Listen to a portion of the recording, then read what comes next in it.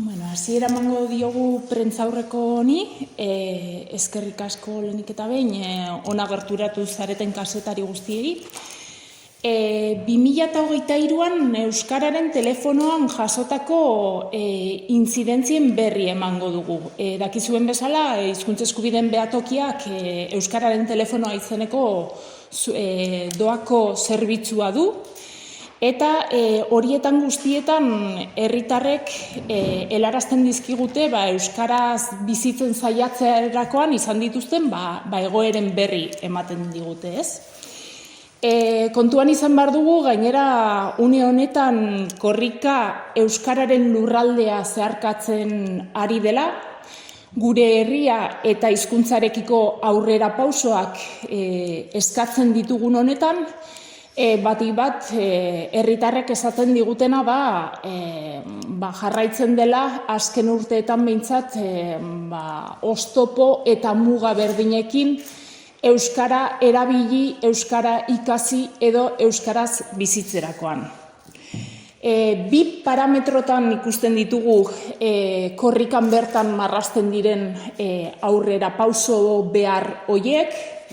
Batetik, dakizuen bezala, euskararen lurralde batzuetan oraindik orain euskara ez da ofiziala, eta beraz aitortza eta euskararekiko estatus hori errekonozitzea beharrezkoa ikusten dugu euskararen lurralde osoan, baina bestetik baita ere, ofizialtasun hori lortze bidean atzera pauso eta oztopoei aurre egiten jarraitu beharko da.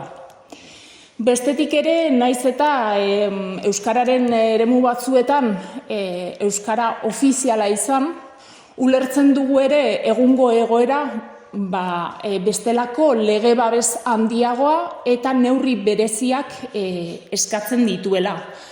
Azkenean, euskara ezagutzen ez dutenek baldintzatzen dutelako, bai euskararen etorkizuna, zein egungo eta etorkizuneko herritarren hizkuntza eskubideak. Esan dugun bezala, euskararen aldeko hizkuntza autu hori behin eta berriz baldintzatzen jarraitzen da, eta 2023 urtean jaso genituen intzidentzia guzti hauek ere hori erakusten dute. Azkenean ulertzen dugu gaur hemen azaldutakoek eta txosten honetan biltzen ditugunek, keza izaera utz bat izatetik harago ere, balio beharko luketela gizarte justuago bat eraikitze bidean, neurri eraldatzaile eta aurrera pausoak behingoz hartzeko, ez?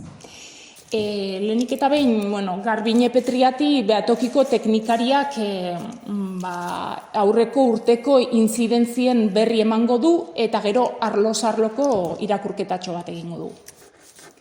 Baina, tartean bideo txiki bat ere. 2023an hizkuntza eskubideei lotuta izan diren gertakariei errepasoa egin die hizkuntza eskubideen behatokiak aurkeztu berri duen urteko txostenean. Urtea hizkuntza eskubideak bermatzeko neurriak epaitegietan baliogabetzen jarraituz hasi zen, eta gehiago ere izan dira oldarraldi judizialaren baitako kolpeak. Bestalde, herritar guztien hizkuntza eskubideen alde aritu da behatokia. Ikus-entzunezkoetan euskarak duen presentzia urria salatuz. Sektore pribatuan, hizkuntza eskubideetan izandako atzera pausoez ohartaraziz. Nafarroako eskoletan euskarazko lerroak irekitzeko eskatuz, edo haur eta gazteen aisirako eskaintza euskaraz izan dadin. Edota hizkuntzen eurogutuneko neurriak betetzen ez direla salatuz. Behatokiak hizkuntza eskubideekin lotutako intzidentziak biltzen ditu urteko txostenean. Jasotako intzidentzia kopurua urtero gora beratsua izaten da. Herritarrek deskribatutako egoera bakoitzaren atzean, salatzen ez diren zenbat egoera dauden pentsatu behar dugu. Araudia aldeago duten eremuetan, herritarrek araudi horren bermea eskatzeko determinazio gehiago dute, ahaldunduago daude. Jaurlaritzan edo Euskal Autonomia Erkidegoko udaletan adibidez. Babes gutxiago dagoen eremuetan aldiz, herritarrek askotan gaztelania edo frantsesa erabili behar izaten dituzte zuzenean. 2023an, eremu sozioekonomikoan, merkataritza kate eta gune handietan jarri dute herritarrek gehien bat fokoa. Baina aisialdia, kirola eta kulturaren alorretan euskaraz kontsumitzeko dagoen aukera eskasak ere kezkatzen ditu. Hauen aurrean, neurriak hartzeko, herritarren, zuen parte hartzea ezinbestekoa da. Udan zehar, martxan jarri genuen hizkuntza eskubideak defendatu eta eragile izateko kanpaina, eta urte osoan zehar, euskararen telefonoa erabili daiteke. Herritarrek euskara erabiltzerakoan dituzten bizipenak beharrezkoak ditugu egun dauden hutsuneak detektatu eta aldaketak eskatu eta eragiteko. Horrela lortzen dugu kontzientziak piztu eta jarrerak aldatzea. Adibidez, Nafarroako odol emaileen elkarteak webgunea eta informazio horriak euskaratu ditu. Renfek helarazitako kexen ondorioz karteldegia zuzentzen du. Gipuzkoako Atletismo Federazioak webgunea euskaratu du eta euskarak entrenamenduetan presentzia gehiago izateko ekintza plan bat aurre ikusi du. Establezimenduen jarrera eredugarriak zoriontzeko ere idazten digute herritarrek. Agur gasnategiak bordelen duen establezimenduan euskarari tokia egiten diotelako. Donostiako Sikos dendak, asko haziarren, euskararekiko konpromisoa mantendu duelako. Izabako Ogiapan eta Gorrindo tabernetan euskarazko arreta ematen dutelako. Gasteizko Eziolaza enpresak publizitatea euskaraz egiten duelako. Telpark aplikazioa euskaraz erabilgarri jarri duelako enpresak. Horrelakoak jaso eta hizkuntza eskubideen urraketei konponbidea emateko euskararen telefonoa du martxan behatokiak. Doako zerbitzua da eta Euskal Herriko edozein herritar eta elkartek erabili dezake. 5 pauso errazetan. 1. Sartu euskararen telefonoa.eus webgunean. 2. Erregistratu. Sartu zure datuak. 3. Posta begiratu eta kontua aktibatu. 4. Hasi saioa. Sartu zure erabiltzaile izena eta pasahitza. Eta 5. Sartu intzidentzia. Aukeratu kexa, zoriontzea edo kontsulta eta gehitu datuak. Baita nahi beste argazki edo dokumentu ere. Eta igo intzidentzia. Nahiago baduzu, 948-14-61-62 telefonora deituta ere jar zaitezke gurekin harremanetan. Denon artean gure hizkuntza eskubideak bermatu daitezen, segi dezagun lanean. Egunon, nire partetik ere. Esan bezala, 2023ko nolabaiteko argazkia eskaintzera goaz, horiek Euskararen telefonoaren bidez jaso ditugun inzidentzia edo gertaeretan oinarrituta daude. Torri ikusten duzu bizka bat urterik urte zer nolako bilakaera izan duten zenbakien aldetik, ezta? Eta bilakaera horretan 2023 urtera etorrita, 987 kasu kudeatu ditu behatokiak, horietatik gehienak 909 kexak izan dira, zoriontziak edo eskerronak ia 59 zehazki, konsultak 9, iradokizunak 18 izan dira, eta izaerari gabe geratu diren kasuak 2 izan dira. Kexetan zentratzen baldin badugu bizka bat zenbakien dantza, jaso diren kexa horietatik gehienak administrazioei lotutako zerbitzuei lotuta daude, ezta? 165 pasa administrazio zerbitzuekin zerikusia duten kexak izan dira, eta administrazio zerbitzuetatik kanpo, eremu sozioekonomikoa edo pribatua deitzen den horri lotuta 134 pasa izan dira, bai?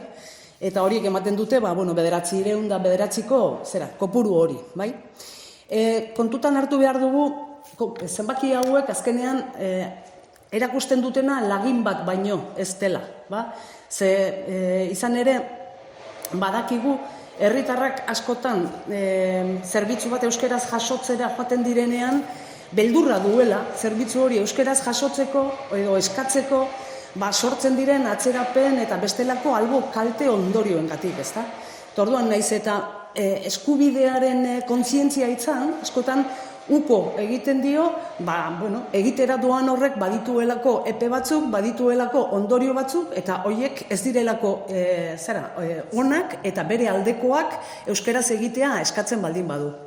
Orduan, testu inguru horretan ulertu behar dira zenbakiak ere.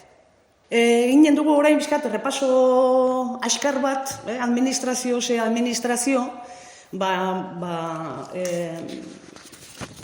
helarazitako gertakaera edo gertaera horiek erakusten duten argazkiaren errepasatxo bat, nolabait ere.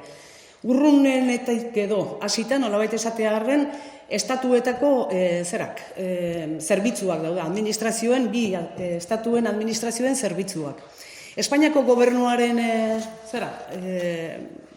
gobernuak eskaintzen dituen zerbitzuak edo zerbitzuak, ikusten dugu behin eta berriro, bai agozkoan, aurrez aurrekoan, telefonoz edo eta idatzizkoan, zailtasunak izugarriak direla, ezta?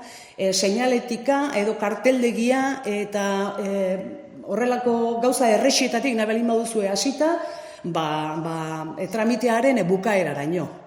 Webguneak, gero eta gehiagotan eskatzen zaio herritarrari tramitea webgune bidez egitea.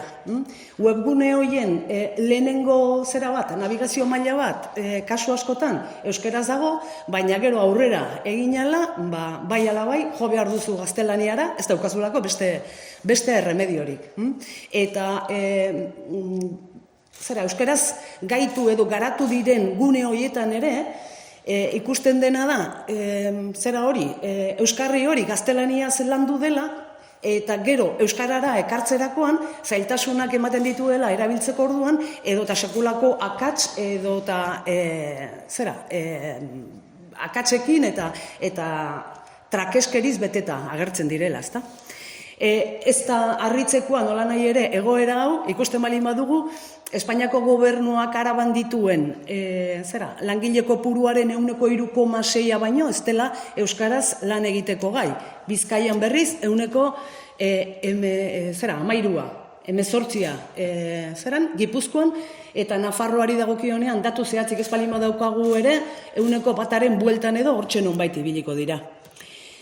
Frantziako estatuarekin, egoerak ez dauka inongo berrikuntzarik aurreko urteei dagokionean.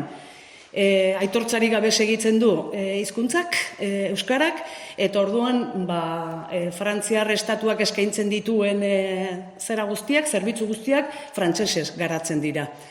Ez bakarrik Frantziar estatuko zerbitzuak, administrazio ezberdinetako jarrerak eta egoerak zailtasunak ez ezik, kasu batzuetan debekuak ere ekarri dituzte.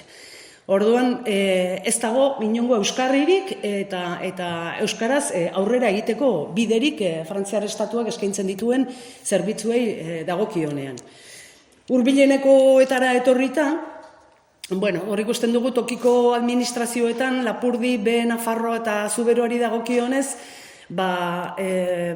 oso murritzak direla, euskaraz jarduteko aukerak, eta herritarrei zuzendutako jakinarazpen dokumentu eta euskarri ezberdinak frantsesutzean iristen zaizkiola herritarrari. Orduan, oso murritzak euskaraz jarduteko aukerak. Nafarroako foru erkidegoan, seinaletikatik hasi, bulego errotulazio eta hoietan ere oraindik hutsuneak nabarmenak dira, webguneetan eta administrazio telematikoarekin egiten dugu hemen ere berriro, nahiz eta lege bete beharra baduen Nafarroako gobernuak, ez dago aukera hori bermaturik. Bai herritar zabalari edo norbanakoei zuzentzen zaizkien komunikazio jakinarazpen eta horiek ere hizkuntza ofiziala den zonaldeetan ere zailtasunak daude, horiek euskeraz jasotzeko, baina ez da harritzekoa, lanpostuen oso ehuneko txiki batek baitu ezarria hizkuntza eskakizuna. Gero eta zerbitzu gehiago azpikontratatu egiten dira, eta Nafarroako foru erkidegoaren kasuan ez dago horiei bete beharrik ezartzeko inongo eskaerarik. Euskal Autonomia Erkidegoari, bai agozkoan, telefonozkoan, idatzizkoan ere, zailtasunak daude, oraindik zerbitzua euskaraz jasotzeko, sortzen diren tresna berrietan ere aplikazio eta intranetak eta lan egiteko tresnak eta baliabideak ere gaztelaniaz sortzen dira, gero horrek, bai, euskarara ekartzean ekartzen direnean beranduago eta zailtasunak eta arazoak sortzen dira, sekulako trakeskeriak ikusten dira, eta hemen azpikontratatzen diren zerbitzuetan irizpideak ezartzen baldin badira ere, ezarritako horiek ez dira betetzen askotan eta bete arazteko neurriak ere ez dira hartzen, ezta? Eta nahi baldin baduzue zerbait nabarmentzekotan Euskal Autonomia Erkidegoan berriki eskumenak eskuratu arren, zailtasunak prozedurak eta tramiteak euskaraz egiteko nabarmenak dira. Behin bizket administrazioen zerarekin bukatuta, zenbait arlo edo zerbitzu publiko nabarmentzekotan osasun asistentziarenak izango lirateke pixka bat lehenengo lerroan jartzen edo agertzen zaizkigunak, eta maila guztietan daude hemen arazoak. Bai lehenengo arretan, areta larriagoak dira, zerbitzu edo espezialisten kasuan, ezta? Ospitale guneetan, osasun bidearen kasuan, kartelderiatik hasi, eta administrazio tramiteetan ere, ia ezinezkoa da, edo kasualitatea, topo egin duzulako langile euskaldun horrekin, baina bete beharra oso langile gutxik dutenez, horrek jartzen duen testu ingurua oso zaila da egin beharreko euskaraz egiteko eta zerbitzu euskaraz jasotzeko. Osakidetzaren kasuan berdin, badago plana, lehentasunezkoa da lehen mailako arreta euskaraz ematea, baina hor pixka bat aurrera eginala, hasieratik aurkitzen ditugun oztopo horiek areagotu egiten dira, espezialisten kasuetan eta gertatzen da hori, baita hizkuntza eskakizuna egiaztaturik duen profesionalarekin zerbitzua jasotzea eskatzen, tokatzen zaizunean ere, ezta? Eta erantzunetan ikusi ahal izan dugu nola hizkuntza eskakizuna egiaztaturik duen profesional horrek berak aitortzen dizun, berak duen euskara maila ez dela nahikoa zerbitzu hori euskaraz eskaintzeko herritarrari edo gaixoari osasungintzaren kasuan, ezta?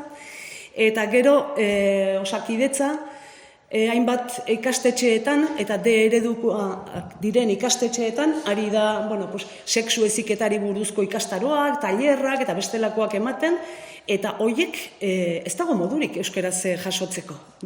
Eta eskolak berak eta guraso elkarteak bizkat astoratu egiten dira, edo haserretu ere D ereduko ikastetxe batera nola bidaltzen du osakidetzak, egoera horixe da. Zer esanik ez, osasun zerbitzuak, eremu publikotik jasotzera, publikotik kanpo jasotzera joaten zarenean, ezta? Osakidetzak esaterako, gero eta gehiago, zerbitzu horiek, beste enpresa batzuei, edo zerbitzu publikoetatik kanpoko enpresei ematen ari da, edo eskatzen ari da, edo kontratatzen ari da, eta horietan areta handiagoak dira, edo areagotu egiten dira, zailtasunak euskaraz jasotzeko zerbitzu hori. Segurtasun kidegoetara etorrita, guztiekin daude arazoak. Zu Espainiako poliziaren bulego batera joaten baldin bazara berdin dio Donostian, Tolosan, Tuteran zein Iruñan, sartzearekin batera ikusiko duzue, euskarak ez daukala lekurik, ezta? Eta askotan ez ja bakarrik arreta zuzenekoa, baizik eta nortasun agiria ateratzeko behar dituzun dokumentuak euskaraz aurkezten badituzu, gaztelaniaz aurkeztea eskatzen zaizu, ez? Orduan, zera guztian, ibilbide guztian daude zailtasunak. Zerekin, ertzantza eta foruzangoarekin ere, zailtasunak denetarikoak dira, bai? Eta ezarrita daude protokoloak, bai? Euskaraz ez dakien, edo ez dakizun, edo ez dakien, zera batekin, agente batekin egiten bali maduzu topo, ertzaintzaren kasuan, beste bati, euskaraz dakien bati deituko zaio, hor daude protokoloak askotan ez dira betetzen, baina eske Hor ere, beste realitate batekin egiten dugu topo, eta ekartzen dizutenean euskara dakien eta hizkuntza eskakizuna beteta edo egiaztatuta daukan agente hori, berak aitortzen dizu, no, es que yo esto, bai? Bueno, si quieres háblame en euskera, pero es que el acta no te lo puedo hacer en, ba? Orduan, realitatea hori da. Foru zaingoarekin berdin. Eta kontutan hartzen baldin badugu, foru zaingoan aritzen direnen 2% bakarrik duela euskara jakiteko beharra, terrenoa nolabait ere abonatua dago gure aurrean harresia izateko, ezta? Udaltzaingoekin berdin. Eta hemen gertatzen da gainera, Euskal Autonomia Erkidegoan zerrenda bateratuak direla, ertzaintzarenak edo eta udaltzailenak. Orduan, udal batetik eskatzen dutenean, errefortzu bat, edo eta agente kopuru bat, euren herrian lanean jarduteko, aurkitzen duten realitatea da, zerrendan dagoen, bateratuak direnez, zerrendan dagoen agente hori, ez dela euskalduna, baina Donostiara joatea tokatu zaiola. Naiz eta Donostiako udalak baduen ezarrita bestelako ezaugarri batzuk edo agente horiek euskaldunak izan behar direla. Baina horrek ez du laguntzen, zerrenda bateratu hori izateak ez du laguntzen, gero tokian tokira joaten diren agenteak euskaldunak izango direnik.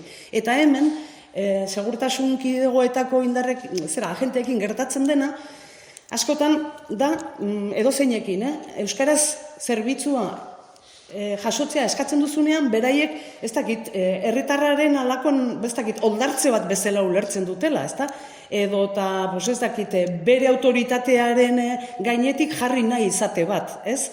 Eta ez, benetan, zure autua egina duzulako, euskaraz bizitzeko autua egina duzulako, eta hor kokatzen duzulako agente horri momentu horretan euskaraz egitea. Baina ez dute hala ulertzen, eta askotan, tratu eskaisa eta bidegabea ere jasaten dute herritarrek. Pasako naiz, herrikoetxeak gaiarekin pixka bat jarraitzearen, herrikoetxeak eta udaletan izaten diren edo detektatu ditugun urraketen inguruko irakurketa egiten. Hemen batik bat aipatuko ditut, bai azpi kontratatutako zerbitzuetan ematen diren urraketak, hemen badakizue herrikoetxe eta udalazkok, euskaraz normaltasunez arduten dute, baina beste askok oraindik orain gaztelaniaz edo frantsesez egiten dute beraien jarduera guztia. Eta gainera, azpi kontratatzen diren hainbat zerbitzutan, edo ez dago hizkuntza klausularik, edo horiek ez dira behar bezala ikuskatzen. Eta, hemen ere aipatuko dut udalek 2023an hizkuntza eskubideak bermatzeko hartutako hainbat neurri ere baliogabetu izan direla epaitegietan, hori pixka bat gero ikusiko dugun atala da. Hezkuntzari dagokionean Lapurdi, Baxe Nafarroa eta Zuberoan arreta jartzen badugu, hemen 2023an brebeta euskaraz egin ahal izateko erabakia ahalbidetu zen, baina egia da brebeta hori egingo duten momentuan jada komunikatu dietela azalpenak frantsesez jaso beharko direla zientzia, matematika edo geografiako probetan. Eta basoa ere oraindik euskaraz egin ezinarekin aurkitzen direla ikasleek, ez? Gero, Nafarroko Foru Erkidegoari dagokionean ere, hemen beste urte batzutan gertatu den bezala, D ereduko lerro berriak irekitzeko zailtasunekin jarraitzen dugu, ez da eskaintza aktiborik egiten, eta hori batik bat argi ikusten dugu, adibidez, Nafarroko gobernua zein Iruñeko aurreskoletan, lanbide heziketan edo unibertsitateko ikasketetan. Unibertsitateko ikasketetan egia da azken urteetan kreditu kopurua, euskarazko kreditu kopurua pixka bat igo dela, baina hala ere gehien bat fakultate bitan ematen da euskarazko kreditu kopuru horren igotzea, 50% inguruan, gainerako guztietan ikasleek egiten den eskaintza hori gaztelaniaz egiten da. Euskal Autonomia Erkidegoan ere, pentsatu dezakegu ez, egoerak edo euskaraz ikasteak normaltasun, bestelako normaltasun bat edo duela, baina egia da, hezkuntzari lotutako hainbat zerbitzu detektatzen dituztela herritarrek oraindik orain ez direla behar bezala euskaraz eskaintzen. 2023an ere aurrekoan beste froga batzukin gertatu bezala dislesia detektatzeko probak adibidez oraindik euskaraz homologatu gabe daudela salatzen zuten herritarrek. Eta EHUn ere aurrera pauso txikiak eman diren arren, oraindik orain ikasketa guztiak euskaraz burutzeko zailtasunak daude, eta datu bat ematearren berezko ikasketen 7% soilik adibidez egin daitezke euskaraz. Kultura, aizia eta kirolari dagokionean ere, hemen hainbatetan salatu dugu behatokitik, egiten den eskaintza, euskarazko eskaintza askoz urriagoa dela, eta administrazio publikoetatik antolatzen diren ekimenetan edo diru laguntza izaten duten ekimenetan ere ez direla hizkuntza eskubideak behar bezala bermatzen. Eremu sozioekonomikoan, hemen kontuan izan behar dugu, Nafarroko Foru Erkidegoan eta Ipar Euskal Herrian erabiltzaile edo kontsumitzaileen legeak ez dituela hizkuntza eskubideak kontuan hartzen, baina baita 2023an Euskal Autonomia Erkidegoan kontsumitzaile eta erabiltzaileen legean atzera pausoak ere eman zirela, eta horrek batik bat eragin du, adibidez, herritarrek salatzen duten merkataritza handian edo kate komertziale handietan euskaraz zerbitzuak edo ondasuna jasotzeko zailtasunak daudela. Besteak beste, energia hornitzaileak, finantza erakundeak, mezularitzez enpresak, azkenean oinarrizkoak beharko luketen zerbitzuetan ere, euskaraz kontsumitzeko zailtasunekin jarraitzen dugu, eta alderdi politiko eragile edo mundu asoziatiboan ere, salatzen dute herritarrek ez direla hizkuntza eskubideak behar bezala kontuan hartzen.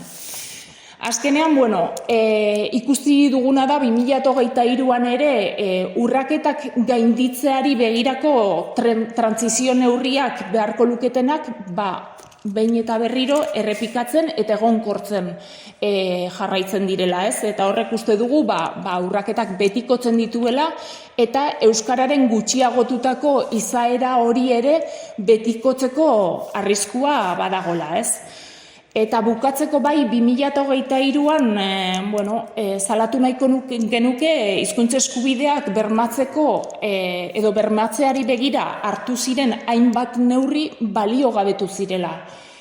Alde batetik auzitegietatik eman ziren erabakien ondorioz, hemen kontuan hartu behar dugu balizko legaltasun batek ez duela esan nahi justiziazkoa denik, baina baita ere salatu nahi ditugu urtez urte hartzen ez diren neurriak zein hartzen diren atzera pausoak. Hor dugu Nafarroaren kasuan adibidez merezimenduen dekretuarekin orain gertatuko dena, kontsumitzaile edo erabiltzaileen legearekin EAen gertatu dena, edo Nafarroara beste behin etorrita ordenantzen inguruan ematen ari diren atzera pausoak ere gutxiagotutako, euskararen gutxiagotutako izaera hori betikotzeko arriskuan jartzen dutela.